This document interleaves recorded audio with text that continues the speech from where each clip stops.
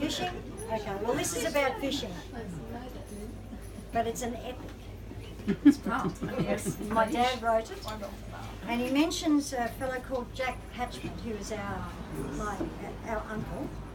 Jack's passed away now, but when I read this yesterday, one of the people that were there, you know Leanne Baxter? She came up to me and she said, I remember a Mrs. Hatchman. She was a teacher at Yandina School. She taught me. And I said, that would have been my Auntie Pam. So, yeah, he was my dad's sister. Anyway, small world. Anyway, this is called The One That Got Away. Underneath the bridge at Bli Bli, down between the concrete piers, dwelt a great Marucci JewFish that had been living there for years. Since he moved up from the cod hole, where it never suited him, and the water dark and murky made the pickings rather slim. It was different up at Bli Bli, lots of fishermen about, with a never-ending contest when they threw their lures out. He ate anything they threw at him, prawn or mullet was just fine, and he could strip a hook of chook gut and not even move the line. But there were signs of fierce battles if you had a closer look, for his jaws were torn and ragged, in his lip a rusty hook. Though he loved the mighty tussles, it was all part of the game, and if by chance they hooked him, well, he had himself to blame. And he wouldn't swap his hide out neath the bridge on River's Bed, for he loved the sound of traffic and the cane trains overhead. And he always found good pickings drifting in along the tide, when the drivers of the cane trains threw their food scraps overside. Then, one day, Jackie Hatchman came, fishing in his boat. He was all rugged up for winter, with a jumper and a coat.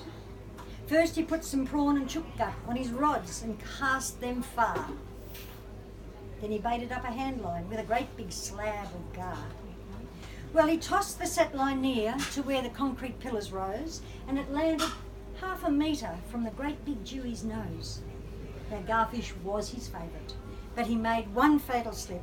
In his haste to get the slab off, the hook caught him in the lip. The JewFish took off smartly, quickly taking up the slack, but he couldn't reach his hide out, so he tried another tack. While Jackie tried to stop him, though he hadn't got a hope, the fish pulled so madly that it broke the anchor rope. Then the fish took off down the river, scaring daylights out of Jack. Dragged him right down to the cod hole, turned around and dragged him back. The river waves were rising, spray was flying in a shower, and the boat was rocking wildly, doing 80 k's an hour. At last, Jackie felt him slowing. He was running out of fuel.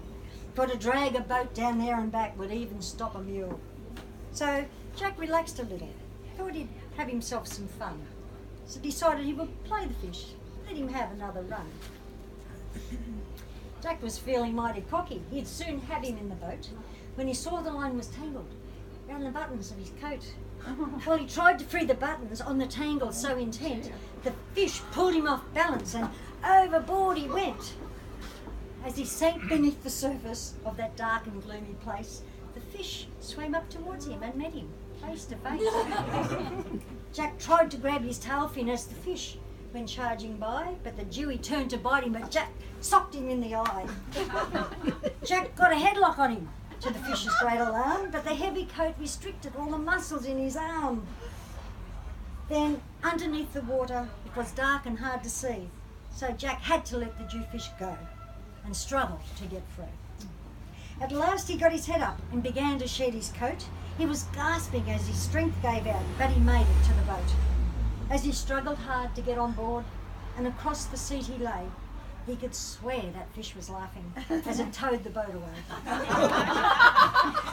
Now, somewhere up near Bli Bli, there's a JewFish that can gloat. How he's keeping warm in winter, 'cause he's got Jackie's coat.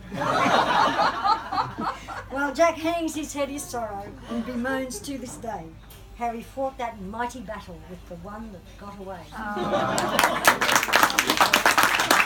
Am I telling Dad?